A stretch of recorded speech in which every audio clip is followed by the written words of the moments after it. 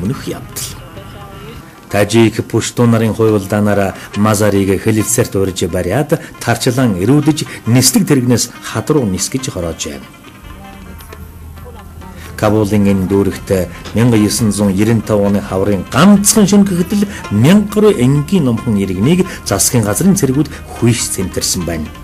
1999 онд Бамиянд 1000 гаруй гэт талибуудын бөөнөр нь хороосон хазаарчуудын тоо 100 гаруй биш 1000-1000-аар яригдана.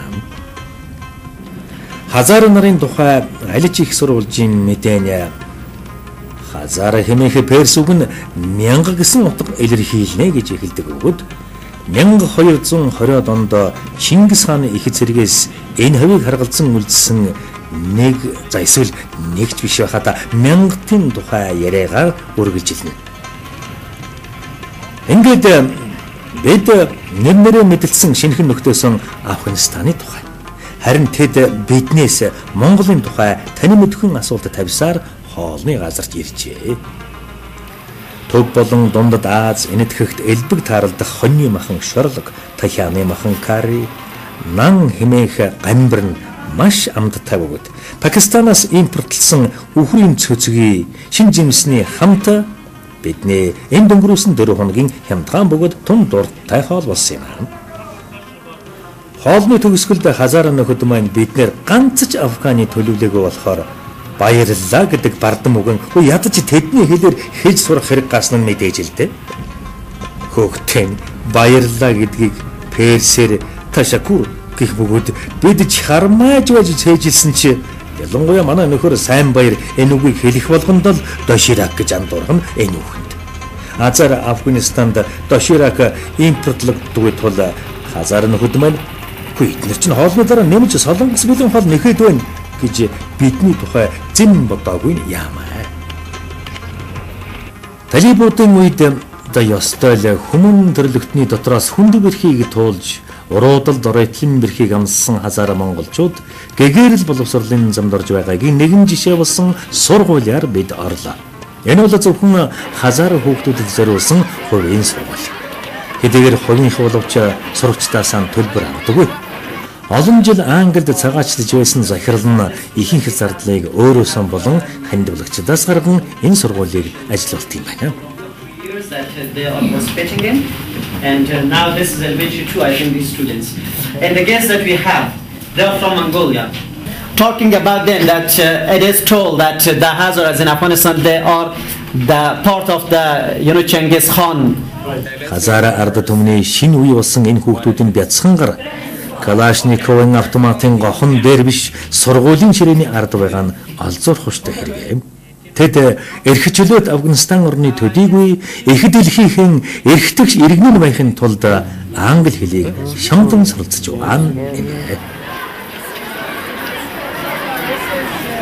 Афганистаны нийслэл Кабул хотын баруун урд дүүрд орших нэгэн гол сургуулийн үүдэн бид ирээд байна. 4 сая хүн амтай Кабул хотод 1 сая Хазаар монголчууд амьдардаг. Энэ дуусах бол ийм монгол цайтай үйл юм байна. Сайн байна уу? Сайн байна уу Монголиа?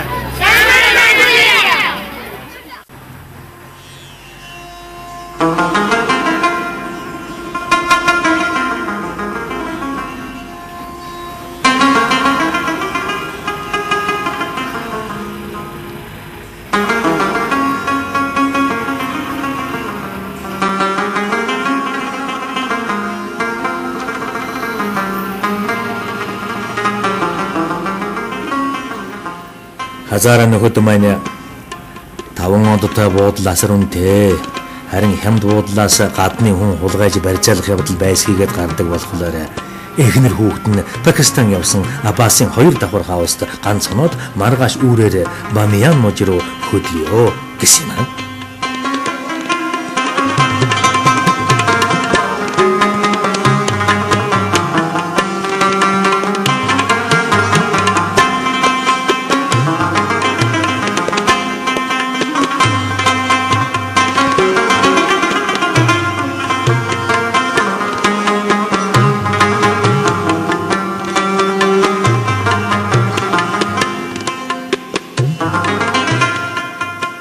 Хазар хүний үүлэн чөлөөн нар.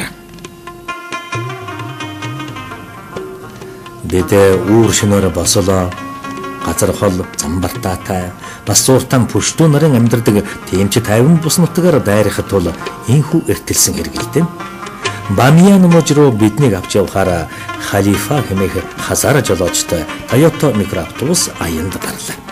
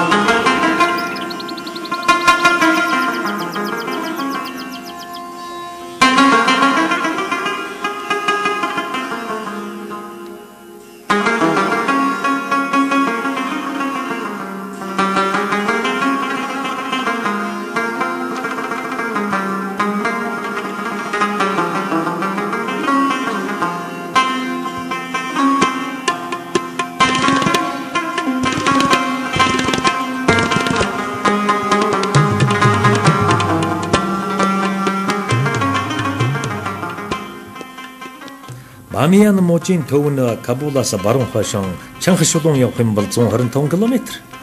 Уулын замын нугчаад тойрог тооцвол ясан явах нь 200 орчим болох юм. Уул нь Улаанбаатараас дархан л гэсэн үг л дээ. Бид чинь Монголын уулсын орон гэгчлэн багтдаг нь Афган хүний хажууд гайхуулалтгүй зүйл бололтой. Хэдэн зуун дамжсан дажин самун сая саяар тоологдох үхэл хагаслыг үзсэн өвгөн уулс юу ч